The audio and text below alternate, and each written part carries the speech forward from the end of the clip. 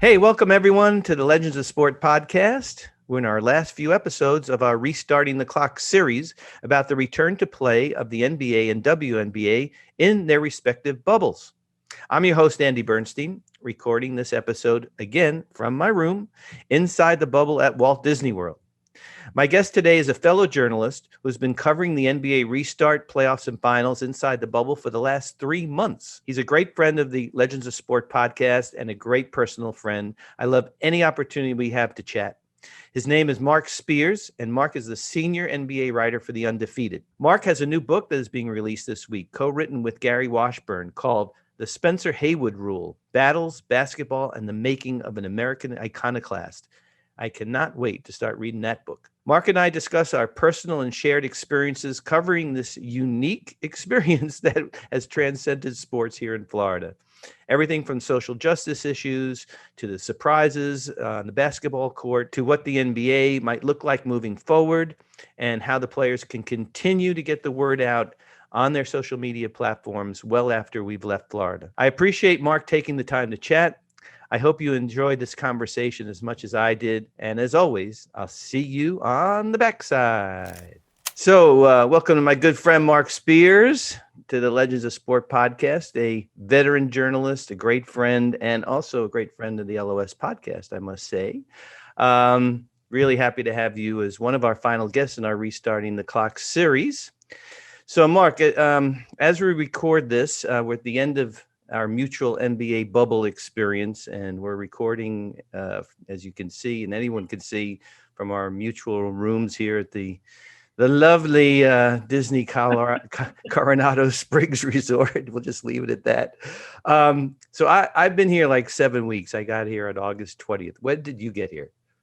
July 12th. Oh, God bless you. I didn't realize July that. 12th, brother. July 12th. Oh, my goodness. Yeah, man. It's been, I've been here so long that I got an email about it might affecting my taxes. They want you to be a resident of Florida. Yeah, I've been a resident of Florida. Well, Why they don't have no state tax here? Well, you know what? I'm pretty sure I know how you lean politically. Maybe that would actually be a good thing if you could vote in Florida instead of California. Wow, that's crazy. Well, I hope you didn't get evicted back home or anything like that. I think I got a key still. Unbelievable. So, Marc, let's talk about this experience because you and I have endured this together. It's been I guess the only word you could say is unique. I'm sure you as a journalist could think of other words. So if you put yourself in the place of NBA Commissioner Adam Silver, the confetti is long gone. Everybody's closing up. Champion is crowned, and you're going back to New York, on the plane, and you're thinking about this experience. If you were him, how would you assess how this whole thing went overall? Well, assuming it finishes this way, I think you're ecstatic that none of the players got COVID, especially with what you're seeing in baseball and what you're seeing in the NFL. You're ecstatic about that this was healthy. Going in, there was a lot of fears. There was a lot of nervousness. I remember talking to Dr. Leroy Sims, who is in charge of, the health part of the bubble. A month after getting here, and his eyes were bloodshot red. He looked extremely stressed out. And I think he was basically living and dying with every update, test-wise, And so I see him now, he seems a little bit more relaxed. Yeah, I agree. Knowing that the end is near. Yeah. And that most of the people are gone. And that the families have arrived, and because I admit when the family started coming, I was a little nervous. Like, okay, these are some new people coming in. What could they bring in here with them? But according to the NBA, there has been no positive tests with the players. So I assume that's the same with the family, or the players would have had it by now too. Yeah. So I think that's the thing. Perhaps one thing he might want to kick himself about is maybe not being here from the beginning. especially when they had the work stoppages. Adam called it. He didn't want to call it a boycott. He called it a work stoppage. And Byron Spruill, vice president of NBA, or a president of like basketball operations for the NBA, was here, but Silver wasn't here. So perhaps if he could go back, maybe he would have came earlier. But all in all, did they get the playoffs they wanted? I think there was a lot of competitive games and great moments. Certainly wasn't the finals they probably would have chosen, but I think everything else is A. Yeah, we are seeing what's going on in the other sports, and it's unfortunate every day there's something new coming out. Do you think any other sport could have possibly done a bubble situation? I mean, I know soccer tried. Oh, they did actually. WNBA, of course, did, but virtually impossible, I think, in the NFL or. Well, the NHL did, and they seem to have survived it, so that's good. Well, I do think one thing that helped the NBA was it was towards the end of the season. It wasn't like they played 82 games in a bubble. I actually thought they should just went straight to the playoffs and made this thing probably about a month shorter. So, I mean, that helped the NBA. Had it been like baseball, I'm sure it would have been a lot tougher. It's amazing to me that the baseball is almost caught up to the NBA, but they played the shortened season. The one thing from being on this property is, Andy, like this is a beautiful ESPN Wide World of Sports is a beautiful property, and baseball could have played here. I actually think they should have because they do have the fields to accommodate them, and everybody could have came here and knocked a bunch of games out, and Now, would there have been a lot of rain delays here? Perhaps that might have been an issue for baseball, but I do think it probably would have benefited them. Although they're now at the downstretch, they seem to have figured it out. But for football, that's where I wonder. Okay, maybe come postseason time they need to do it. The difference is, with the NBA, they locked it in at 30 people per team. Whereas in the NFL, how many guys do you need? Like, yeah, true. You need about 100 people, right? 150 people. So I do think if you had to go through an entire season, I don't know if any league could really do it. Without being creative, without maybe having. I think you'd have to have several locations, not just one. Yeah. Well, Mark, talk about your job as a journalist. This, needless to say, this coverage, this finals, playoffs, even the regular season, everything. I mean, there's only a handful of journalists allowed in the bubble inside what we call the green zone. It blew me away the other day when we had a finals press conference. I actually posted a couple of pictures to compare. I think there were 12 people in the press conference, maybe not even 10, maybe. After game one of the finals and after every game of the finals. And then I posted this photo of 1986 with Larry Bird, where there were so many journalists at Boston Garden that they had to pull Larry out of the locker room area because they needed a place to put him that was big enough. They brought him onto the court. And I was so blown away by that. I went up to the catwalk and shot this picture looking straight down. I mean, how is it so incredibly different? Do you feel like, there's a lot more pressure on you right now because you're just one of a handful and you have to report a lot of different things, not just basketball? I think I have to be more creative because for me, I'm a guy that thrives in the locker room, post-game, pre-game, getting people at shoot around, getting one-on-ones. That's how I eat. And now that's been made a lot more difficult. The walk with a guy as he leaves the arena. That's kind of my bread and butter too. And so the NBA has basically made that much more difficult. And if somebody breaks the rules, then everybody gets punished. So it's hard for me because even if you get that at 3 minutes with a star, or that could be a whole big story. All you need is that one or two money quotes. And so now, in a lot of ways, I'll be excited to get to the finish line because it has been like extremely challenging. Mm-hmm. To be creative, to come up with something different when your access is limited. Mm-hmm. But I'm getting there. I'm Yeah. figuring it out. I've had a game plan that's been working, and I think, Andy, I'm kind of off the beaten path anyways with the stories that I write. I just don't do what everybody else does. And so I kind of per for life. You always figure out what you can with the ingredients that you have. So is this the normal gumbo I make? No, it's I think I have some chicken sausage in it, but I don't have no shrimp. I don't have no crab. And I'm not, I'm been offered some pork. I'm gonna turn that down. So it doesn't. But I have the filet. I have the filet in it, so it's gonna work. It's gonna work. Yeah. But I can't wait to get that shrimp and crab back in there. Yeah, I hear that. Yeah. Your colleague at the Undefeated, Justin Tinsley, wrote that this NBA Finals in the bubble comes with an asterisk.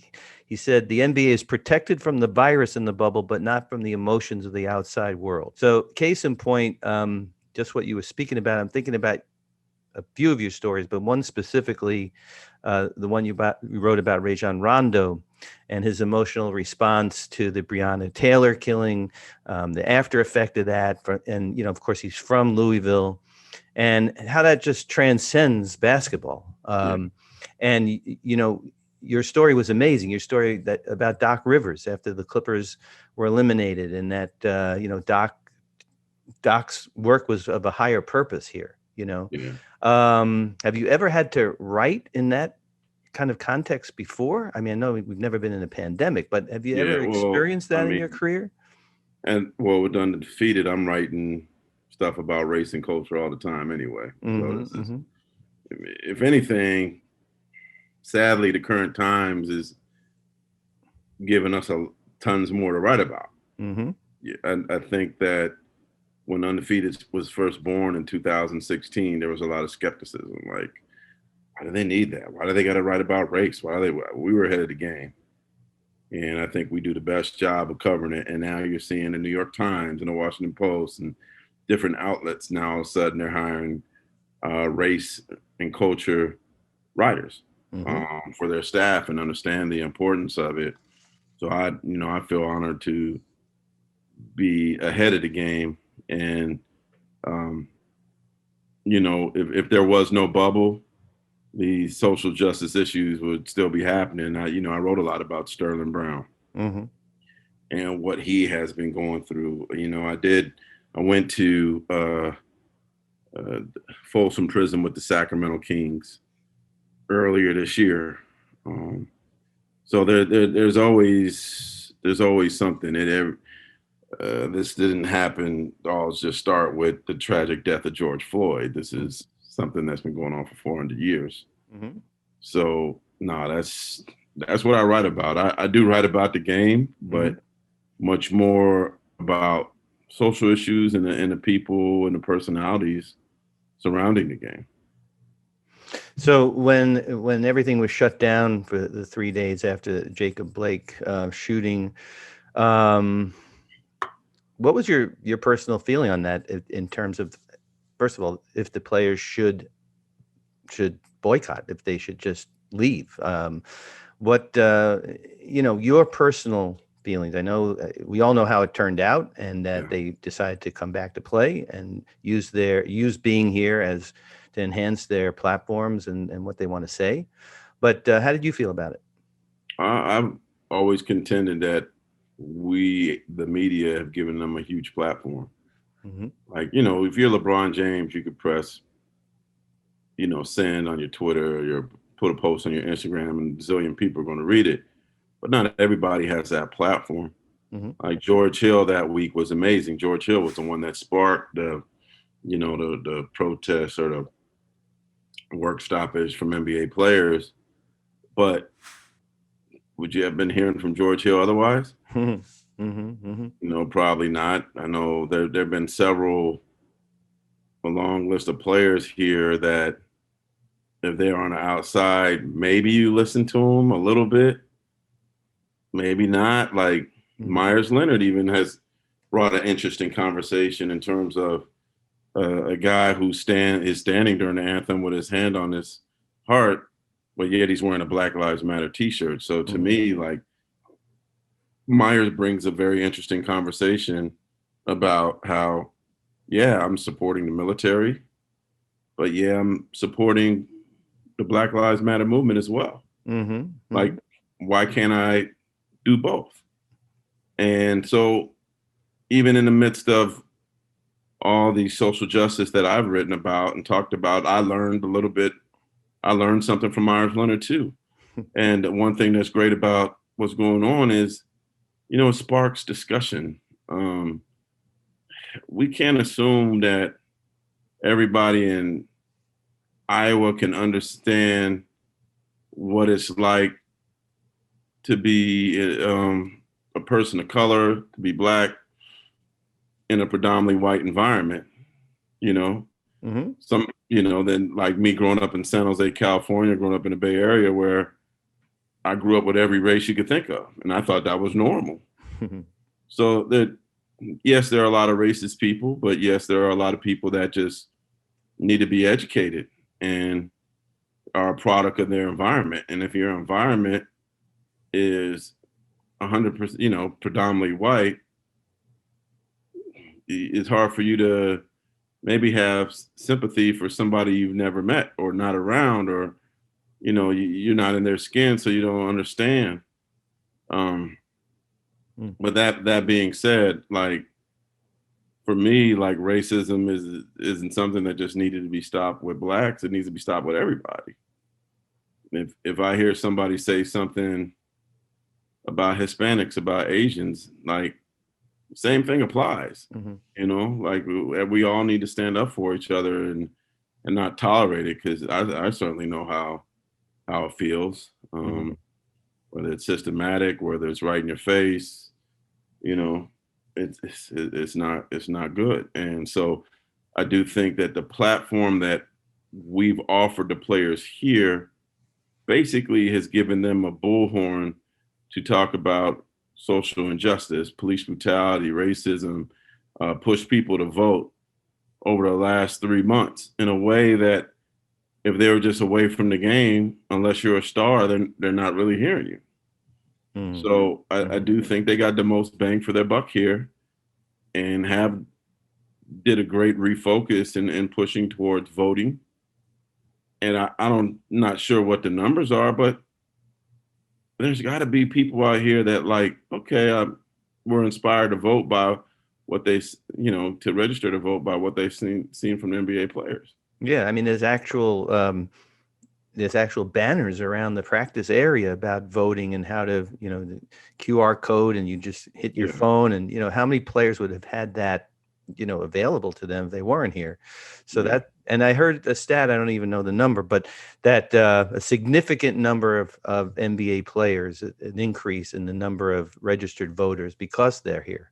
So that's a great thing. And, that's a trickle down effect to their families and communities and everything else. So, but I'm glad you brought up about getting educated, because, one of the important results of me being here and what I'm going to take away from this unique situation is a much better understanding of the social issues that the players have been voicing, about the systemic racism in our country, which, I've been around a long time. I've worked around African-American players, men, women. I grew up, in a very integrated neighborhood, but did I really get it? Did I really understand? So I've been able to listen, and with your help, quite frankly, you've been pushing me and sending me movie titles and books and articles to read. And I really try to learn as much as I can, so I thank you for that as a good friend, because you are. And, if I can go home with some more awareness that I could bring to my family and to my job, then this has been an incredible success, in my opinion. Well, I got something for you. Yeah? I got to get my pen? No pen. Oh, okay. Oh, I think I know what's coming. Here it is. Yeah. On Tuesday. Yep. Special Hayward rules. There you go. I It's love it. available actually now for purchase on Amazon. Yeah. Gary Washburn wrote this book. Congratulations, man. I saw when you got it. And I also saw a great shot of Adam Silver holding it up at the game the other night. So this one's yours, man. Thank you, my brother. I appreciate it, man. I'm gonna bring that to the game tonight and give it to you. You are the man, Mark. I appreciate it. That'll be my reading for the rest of the time and when I get home. So you'll enjoy it. I'm sure I will. Mr. Haywood has interest in life, and he's certainly a character. Yeah, and still outspoken, right? I mean, he's very much, at the forefront. So, Mark, how do you think this continues post bubble? I mean, how do players, like you said, LeBron, yes, Chris Paul, but the players that we don't hear from as much individually and as a group, how do they keep this going after they leave in the social justice? That's actually something I'm a little worried about, because I think when you leave here, you're fatigued, and you just want to go home. You want to lay in your bed. You want to disappear. Right. And if you think about it, we haven't really heard much from the players after they've left. That's true. Yeah. Yeah. I mean, like, not much at all. And I chalk a lot of it to maybe fatigue, not only from just being in the bubble, but maybe fatigue from the fight that they did on a daily basis in the bubble. Maybe they just need a mental break right now. Yeah. So I hope that once they catch their breath, like Jaylen Brown, Malcolm Brogdon, CJ McCollum, who's still, I've been hearing him doing things. Carmelo Anthony, like, hopefully they could catch their breath and keep the good fight going. Yeah. Keep pushing people to register to vote and to educate themselves on the state of the world. But I do sense that, and hey, when I leave out of here, I've told people I work with, man, I'm disappearing. Well, I hope you understand that. I wonder if maybe a couple of weeks before the election, we'll start maybe hearing some louder voices again. But right now, I think they're like, yeah. Well, that was what I was going to ask you. Like, what about you? I mean, yes, I feel the same way. I feel like I want to go home, turn off the phone, hibernate, see my family, eat the food that I haven't been able to eat, been here. I know that's a big thing for you too. But we got to get back to work sooner or later. We have no idea what's going to happen with the next NBA season. No one has given us any indication how that's going to go. What's your feeling? What do you think is in store for the NBA after this? Like, what do you think that their goal is? Obviously, keep everyone safe, of course, but it's a business and they got to figure out how to keep it going. You want fans back in the stands, and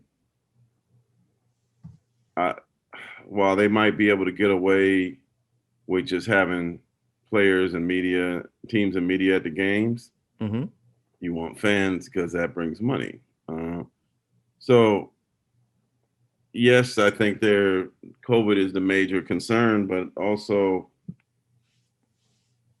I wonder what's going through their minds when they're watching these college football games or watching some of these NFL games. And like, I thought the Georgia game was ridiculous. It was just too many people there. I'm sure they broke a SEC rule, and I didn't see anybody with masks on in the pictures that I saw. Like, the NBA will not do that.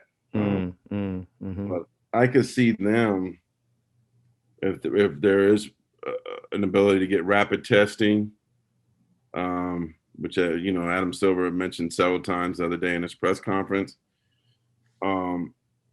If there is an ability to get rapid testing, perhaps if that helps them get people in the stands, maybe they push to February or March. I don't think the NBA is counting on a vaccine to save them for next season. In terms of getting fans in the stands, I think they're hoping that rapid testing can help them. Yeah. Maybe there's temperatures, maybe you I don't know how you do the seating, but maybe it's just season ticket holders spread out. You know what I mean? Yeah. I don't know the answers, but I don't think the NBA is expecting a vaccine to save them at least next season. And on so I wouldn't be surprised if yeah, we don't see a new season as late as March, but I'm guessing probably February. Gotcha. Yeah. Well, there's a lot of evaluation has to be done after this. We have to see what happens with the other sports, quite frankly, and where we are on the vaccine and all that stuff. Marc, on the basketball side, what has surprised you the most? Like what guys have come out of this that you sort of took, maybe nothing really probably takes you by surprise, but that were pleasant surprises for you? I like to see Dwight Howard kind of reinvent himself. Yeah, right. I mean, he's going to be in the Hall of Fame. He's had a great career. He certainly has had a lot of challenges in recent years on and off the court. Yeah. So to see him be a major factor in a series of this magnitude in the finals, I think is great. Also, the resurgence of Jimmy Butler in the right place that fits for him. You know, I think Jimmy Butler is in a lot of ways. I like people that I know where they're coming from. There's no guessing, and Jimmy Butler is certainly one of those people. And people say I'm one of those people, but that's also can be an acquired taste. Everybody can't take folks that are straight up all the time. Although that's my preference. Yeah. And it works in Miami, so it's been good to see him find a home where there really isn't any drama. There's just basketball, and he's beloved, and he's a leader, and they're bringing the best out of him. I'm curious to see. I'm excited about the future for Tyler Herro because it's interesting because I often talk about the lack of Black coaches and Black front office players in the NBA, but I've also written about the lack of white American NBA players. And the same way, I think it's great when there is a Black doctor, a Black lawyer, or somebody that inspires a young kid who thinks that, well, because they could do it, I could do it, I think it's great for a lot of white kids to see a white American star. And it's been interesting seeing some of the reaction. There's a Celtics assistant coach who I'll leave nameless, whose son is a big Tyler Herro fan. All of a sudden, there's a Warriors radio producer whose son had a Tyler Herro jersey. I don't know where he got this jersey from, but he has it. So, but I was excited for those kids because I'm like, it's important for kids of all races to see somebody that they can relate to, that can inspire them to do things. And most of the white stars are European. So to see a young white star with swag and got some shooting ability that's on a Ray Allen, Reggie Miller level, and score big and has such a bright future, I'm excited to see where he goes from here. Yeah. And then also, and I know I'm just speaking about the finals teams, Anthony Davis healthy is a monster. He's just a monster. So, I've known how good he is, living out in the West, seeing him play a lot. But to me, his biggest problem has always been injuries. That's been his biggest foe is getting hurt. Yeah. So now he's healthy. Yeah. I mean, I enjoyed listening to LeBron the other day when he said, look, there's no jealousy between us, and we've been around long enough that we've seen big stars, the relationship fracture, and then, dynasties almost disappear, over egos. And I think at this point in LeBron's career, he's happy to have somebody next to him who he can push a little bit of the load off of. But man, this guy at 37, at 17 years in, it just doesn't cease to amaze me how, his obsession is, Kobe-esque, but his his physical ability and the way he takes care of his body and conditioning is just incredible, right? Andy, I'm like stunned that this guy never gets hurt. Yeah. It's amazing to me. Like, I'm like, he must be getting vibranium from Wakanda or something like that. Like, I've seen him come down on people's feet. Yeah. Awkward falls. I'm like, oh, it happened. Yeah. Bloop, Yeah. jumps back up, goes to the free throw line. Yeah, I know. I mean, like nothing happened. I remember meeting him at 18 years old. He had just been drafted, and he played in Magic's game. Remember that Midsummer Night's Magic game? And I thought I was looking at like a 32-year-old. This guy's 18 years old. He just his physical is like he's a specimen at that point, and has only gained through the years. I mean, he's just amazing to me. And well, look, his legacy will speak for itself. I'm not one who counts championships really. How many won, how many lost. It's what the body of work. I think you probably agree with that.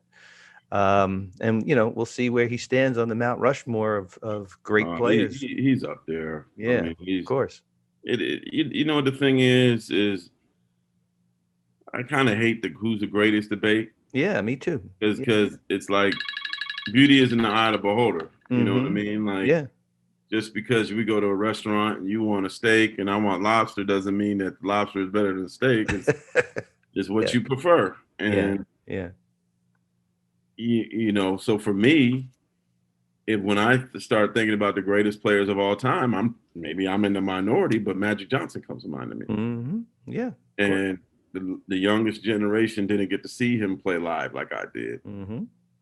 I was just stunned that somebody 6'9" could play 4 positions. Yeah. To make everybody better, could be so big and have the skill level that he had. Yeah. But that doesn't mean Will Chamberlain wasn't great, or Bill Russell wasn't great, or Michael Jordan wasn't great, or Kevin Durant wasn't great, or LeBron James wasn't great. That's just my preference. So like, there could be more than one goat in the pasture.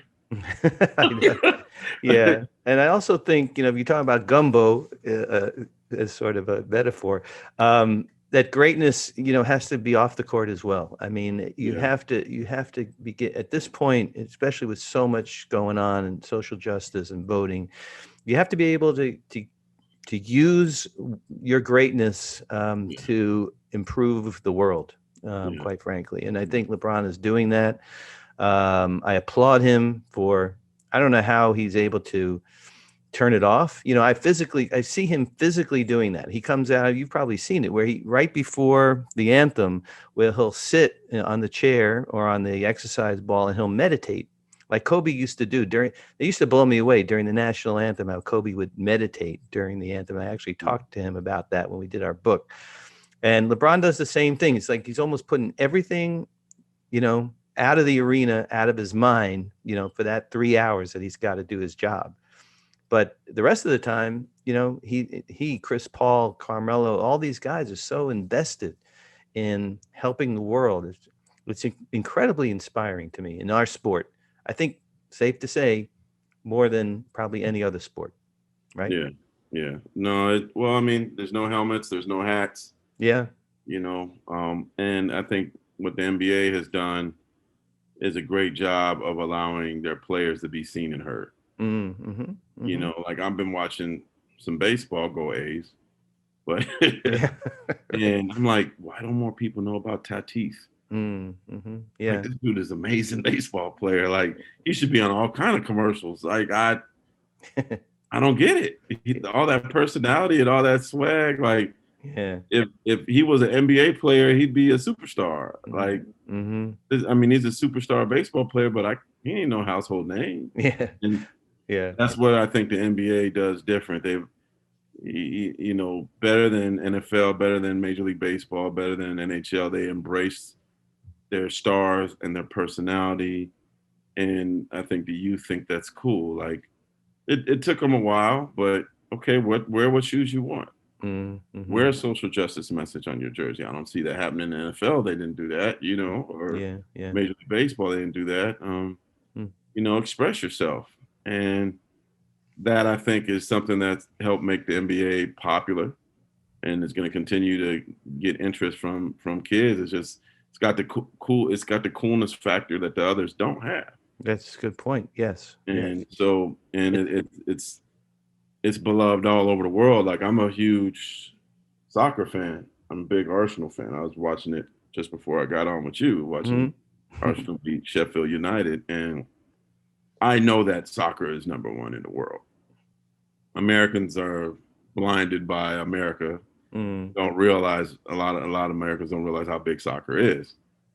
But I do believe globally basketball is number two.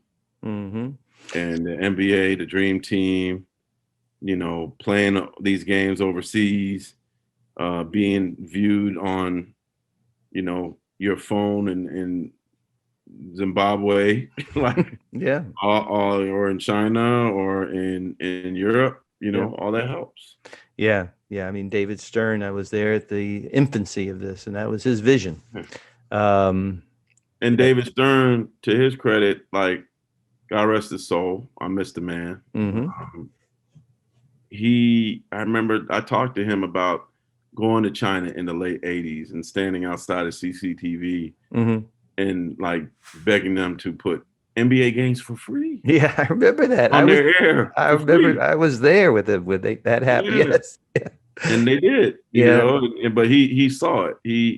He was certainly ahead of the game, and big reason why the NBA is where it is globally now. Yeah, for sure. Hey, Marc, I want to just get one Kobe story from you, one memory, you know, an interaction, something that you know, maybe you haven't shared, maybe you have, but love to hear something about the Mamba. How about I give you one funny one and one serious? Yeah, I'd love it, man. I love it. Kobe used to always bless me with interviews, like after practices, after games, media day. When he talked for 2 hours, he would give me 10 minutes, 15 minutes afterwards. And I know it probably pissed some reporters off, but me and him had a cool relationship, and I always kind of just kept up with him via email. I didn't like being that guy that's constantly just hounding him for no reason. So I think he appreciated that. But when I needed something or wanted to talk, or sometimes I would just say, man, hey, how you doing? Yeah. How's your family? I'm just checking in, you know? And so one practice, and you know, people don't know I'm a tall guy. I'm 6'6", you know? I had this beautiful, like, Adidas sweatsuit. Beautiful Adidas sweatsuit. And it had the jacket, the sweatpants, the shoes, like, it all matched. It was all black. And it was a lot of things aren't like, I need 3XLT. And it was a 3XLT suit. It's hard for me to get 3XLT stuff. It fit me perfectly, which most things don't. So I go to interview him after practice. He goes, really? I'm like, what? Man, I ain't talking to you today. What'd I do? You gonna wear that? You gonna wear that to talk to me? And I'm like, oh man, he hated Adidas. And I got all this Adidas stuff on. And he had that bad breakup with Adidas, right? Yeah. I'm like, I'm not interviewing you with that on. You know, what you want me to do? Like, take it all off or something? Like, I don't think people would like me to be here in my underwear trying to interview you. He's like, although you'd probably do it anyway to get the interview. Yeah, right, we go to a private room if that's what it took, right? And that's funny. He's like, all right, I got it. You're gonna go home, and I'm gonna give you the interview, but you got to go home and throw away that suit when you get home. And he said, I need video of it too. Oh my God. Yeah. And was it worth it? Let me ask you. Yeah, it was worth it. He gave me a fantastic 10-minute interview. Yeah. And I videoed, and I came home that night, took the sweatsuit, videotaped it, and sent on the video. Oh, that is a great story. I never heard that. Out of the bargain, man. But wow. I always remember just like his attention to detail, not only on the court but off the court. Like he always like, and you probably saw this, like he always had to meet with somebody after the game. Mm-hmm. Like, and it would be a eclectic different group of people every time. Maybe it might be a CEO company and his kid. Might be a Make-A-Wish kid. It might be just some sponsor. Might be a player from another team who wants to get a shoe signed because they love him. But if it wasn't somebody he knew, he always did his homework on them before he went and spoke to him. So a lot of times I would be out there waiting for him, and he'd walk out and you'd see somebody just like nervous, like I'm about to meet Kobe Bryant. Shoot, I'm nervous. This is grown adults. Yeah. And he would walk out and he says, "Oh, James, man, how you doing? Kobe Bryant. Yeah. Oh man, I love what your company's doing, blah, blah, blah. You know, you guys are doing amazing things." And you would just see this. Yeah. Like people relax. You're like, dang, he knows about me. And then all of a sudden they're like best friends, and they talk and have like just a cool, relaxed conversation. And I think in a lot of ways he was meeting like some very important people or people connected to important people and showing them love, and it ended up opening some doors for him. And it was just amazing to me how I don't know if he was talking to Allison Bogley or some of his other PR people or whatever, but like they would give him a scouting report on who he's going to talk to. Yeah. So one time, I have a friend named Troy McCoy who has a son now named Cameron, who is a senior in high school. Right. You introduced me to Cameron. Is that the Cameron? Is that the guy you introduced me to? Lived up in Portland. Who was a photographer? The different guy. Okay. Different guy. Yeah. So Troy and I played together at Foothill College. Still like great friends, close like brothers. And so he goes to this like obscure preseason game in Ontario, California. Yeah. That the Lakers played. There's like nobody there. And they got really good seats, like second row. And this is probably about 10 years ago. And it was like Cameron's 8th birthday. And he got to bring 2 buddies with him. So they're like going, it's like nobody there. People sitting on their hands, preseason game. Kobe might have played it 20 minutes. But they're going crazy. Yeah, everything. Yeah. Anytime Lakers score, to the point where the players noticed them and Allison Bogley noticed them. Yeah. Shout out to Allison. So Allison goes up to him and introduces herself to him. Like, man, you to my buddy Troy, your kids are cute. And he goes, yeah, it's Cameron's birthday. And actually, he's like, my buddy Marc Spears, man, he speaks highly of you and all the help you've given him. He's like, oh yeah. She's like, Mark's my guy. And hey, are you guys here celebrating something? She's like, yeah. He's like, it's Cameron's birthday. So she gives them post-game passes to just hang out in the back and see the players as they come out. She also told Kobe, she's like, yeah, one of Marc Spears' buddies, it's his son's birthday. And he and his little friends are in the back. So if you see him, say hi. What's his name? She told him Cameron. Kobe comes out the locker room and goes, where's Cameron at? Where's Cameron at? Yeah. Cameron's looking around. He's like, Kobe says, come here. So Cameron walks up to him all nervous. Kobe picks him up, hugs him, brings his buddies over, takes a picture with him. And I think Cameron was really shy at that time. And the next day he goes to school and his buddies go, Cameron knows Kobe Bryant. Cameron don't know Kobe Bryant, but Kobe made him feel like he did. These kids are like 8 years old. They saw Kobe came out the locker room and said his name. And so then he became one of the most popular kids at school after that, and gained a love affair for basketball and Kobe because of that. Like, that's just some of the sweet things he did. But yeah, I would say of everything that stood out to me, like he always asks you about you as a person, which there's players I interview all the time. They don't know what's going on in my life, man. They don't, and they don't have to know. You know what I mean? Like, I have different relationships with different people, but Kobe was always one of those guys that say, how's home, man? How's the job? How's this? How's that? And so when I got the job at the Undefeated and I left Yahoo, I sent him an email. And he was one of the first people I told that I got the job.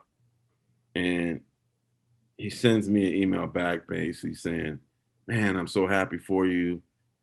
You deserve it. You're going to do great work. And you need anything from me, man, don't hesitate to hit me back.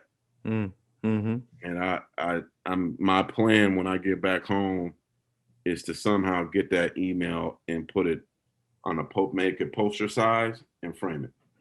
That's one of the things I want to do when I get home. So when he retired, when he got his jersey retired, I was there.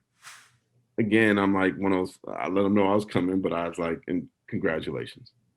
As he was leaving, he saw me out of the corner of his eye. Comes up to me, Big Spears, man, what's up, Big Spears? So we go and talk. And I have it on video, which is like beautiful to me. And we had a moment where he's like, man, congratulations on your job. Congratulations on what you're doing. You're doing amazing work. I'm like, dude, this is your night. Yeah. This ain't my night. This is your night. You're getting your jersey retired. And he cared about giving me props on his night, which is, says a lot to me about what kind of guy he was. He always wanted to celebrate the people that he cared about. And I still haven't come to terms with this. It's hard for me to see pictures of him, see video of him. I enjoy talking about him, but anything that's like a documentary or videos, that's still hard for me right now. Yeah, I miss him a lot. Yeah, I agree. I mean, there was a genuineness to him that a lot of people either didn't see or refused to see, and that we really don't see anymore, quite frankly. Somebody of his stature. Just one last question on that. I mean, the Lakers are dedicating this season, this championship run, to him. They have the Black Mamba jerseys, the whole thing. Do you have any feeling about that either way? Well, I mean, it should inspire them. You think it would give them some extra motivation. I did see a video yesterday that Phil Handy, the Lakers assistant, posted where I don't know what series it was, but the Lakers had a 2-0 finals lead, and somebody asked him, you don't look happy. He's like, why should I be happy? You're up 2-0. We haven't won anything. And if I'm Frank Vogel, I play that video for the Lakers before Game 3, because of the Heat's injuries, the Lakers are easily the better. They were the better team already. They're much more the better team with the Heat's injuries. But I kind of feel like the first 2 games they went on cruise control in the second half, and it almost caught up to bite them. So now the 2 wins away. Play that Kobe video, because they keep talking Kobe and being inspired by Kobe. Well, what would Kobe tell you in this situation? It's not over. Yeah. Yeah, I remember that famous press conference. We see in the video all the time. He looks literally like they lost that game, but he's like, no, we didn't do anything yet. Yeah, we're halfway there. You finish the job. You got to finish that, and I think that's for the Lakers. That should be motivation to finish the job and not play games with the Heat and go home and celebrate. Yep. Yeah. Especially after this whole thing. I think everybody just wants to get out of here. That leads me to that last question. All right. What is the first thing that you were not able to get? And I know you're very creative in how you got your food here, certain things that you love. What's the first thing you could not get here that you're going to eat when you get back home? Gumbo. Like real gumbo. Absolutely. It's funny. Where do you go? Where do you get gumbo? So there's a guy named Kenneth Wynn. Yeah. Who is a chef in Oakland. He has Louisiana ties. And Kenneth, every Friday, he's like a private chef, but he'll sell food on the weekend. And you'll go to different places in downtown Oakland to pick up the food. You order in advance and you just drive by and get it. Yeah. He makes some amazing gumbo. Also a friend of mine named Mary Campbell she sells gumbo in Oakland too. And you see my LSU. I got my Yeah, of course. eyes. And I just love gumbo, man. That's my favorite food. And so if I'm coming home this week, I'm telling him, I'm going to ask him to make some special gumbo for me. There you go, man. Well, listen, like a gallon of it, like 2 gallons of it. Save some for me, will you? Extra in the freezer. When you come up, we'll have some. But yeah, I want some of Kenneth Wynn's gumbo. That's what I want. There you go, man. I haven't had sushi, and I like sushi. I don't love sushi. I had sushi yesterday. I know, man. I walked by, and you guys were eating sushi. I almost went in and you can rated order it. Yeah, I know. But it's not the same. No, it's not the same. It's all right. Yeah. But you don't want to get sushi in a plastic bin. It comes in a little plastic container. I don't know, man. I want to be there sitting. Supermarket sushi, Yeah, that's what it feels like. I want to be there with the dude with the hat on making it. You know what I'm saying? Well, listen, we're going to savor a lot of things that maybe we took, I don't want to say for granted, but that which is regular stuff when we were home. Dude, I'd be excited about McDonald's right now. I've actually thought about looking to see what they have at Orlando Airport. Right. Like if they got McDonald's, oh man. Before I get on that plane, I'm ordering nuggets, funny. Fries, I'm getting all kind of stuff, man. That's hilarious. Well, I just got to tell you one last thing, man. You know how they take us on the bus from the hotel, which was completely sealed off from the world, right? They got police there, they got barricades. Nobody can get in, nobody can get out, right? The only way we get out to go to the arena from the hotel is on a bus. And we get on the bus in the secure area. We get off the bus in the secure area. And then during that trip yesterday, I had this vision. Man. No, but I had this vision of that when you're on the freeway and you see those prison buses going down the freeway with the bars on them. Yeah. And the guys are probably looking out there, man, I wish I could just walk outside. Yeah. Now you know how they feel, right? It was, obviously, their situation's a lot more dire than ours, but But it was. I wanted a bus ride early of us being here, like a month in. I told the bus driver, "Hey, man, I'll give you $100 if you go through the McDonald's drive-thru." $100. I'm like, we don't have to get off the bus. Right. Just let us get. Probably bust the drive-through. It's probably not high enough for the bus, but whatever. Yeah, and I was like, look, I'll pay for everybody here right now. Like, you were desperate, man. McDonald's. You're those amazing. Fries they got spicy chicken nuggets now. I haven't had them.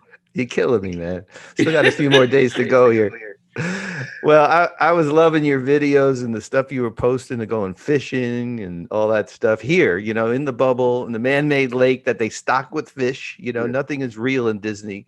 But yet it probably was fun. And I admire the fact that you made. I will say this, Andy. I think did you ever go fishing? I didn't. I missed it. Well, let me tell you something.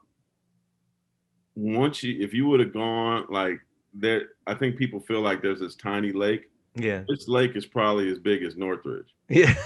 No, it's huge. It's huge, right? It's absolutely huge. So there's no, I talked to them about it. They said they put fish in there in the late 60s. Wow. It's, there's certainly areas where you could go over by the dock where they hide and everything, where it's easy to catch them. But I truly enjoy going out there on this mammoth lake and fishing and, telling them no, I don't want the easy one. Let me try to catch. And I ended up catching 7 fish my last time. So I love it. I think 2 things I'm going to bring back home. I got a buddy named Ernie Tabasa. He always fishes. I'm going to start going with him. Mm-hmm. And also I started riding a bike. I think you see me ride the bike. You got me riding the bike around. Yeah, same thing. So I actually bought a bike back home. That's awesome, man. That's great, Mark. And I hadn't ridden bikes since I was a teenager. Now I'm riding a bike every day. Yeah, it's fun. And it's kind of hot and humid. It's a good workout. It gets you away from everything. Yeah. So, well, listen, man, let's finish it up strong. Congrats on your new book. I mean, what a great thing to happen while you've been here, right? Spencer Haywood, we will pump that. And I look forward to getting that. Amazon. Thank you. Yeah. Well, congratulations on that. And I will see you, I'll see you at the arena, of course. But I'm looking forward to when everything calms down and maybe we have, we could actually go and have a We'll go get gumbo some dinner gumbo, together. man. I'll make sure it's ready for you. You're the best, Mark. And thank you for helping me wake up and learn things and become a better person and more well-rounded and hopefully a little bit more interesting when I get home. So I appreciate all that, man. All right, brother. Love you, man. Love you too. We'll see you later, man. Thanks, Mark. Bye. Well, huge thanks to my good friend Marc Spears for joining us on this episode and sharing his perspective about the NBA bubble, social justice issues, and how he sees the future for the NBA moving forward. Also, thank you, Mark, for sharing some great stories about Kobe Bryant. Love hearing stories about the Mamba. Mark is a busy guy, and I appreciate him taking the time to chat with us today. So we are almost at the end of our Restarting the Clock series. It's been a blast, and we have a few more great guests lined up to close out this series. After that, we will continue with our normal schedule with legendary guests from the world of sports. You can find us on the LA Times app and online, as well as Apple and Spotify and your favorite podcast platform. Please keep following us on Instagram at Legends of Sport, Twitter at Legends_of Sport. Our blog is legendsofsport.blog, and our YouTube and TikTok channels, Legends of Sport. My photography can be found on Instagram and Twitter at ADB Photo Inc. Thanks again to my producer and researcher, Veronica Ahn, and to all our loyal followers. I'll be back next week with another episode of our Restarting the Clock series. Until then, stay safe, stay well, and wear your mask. See you, folks.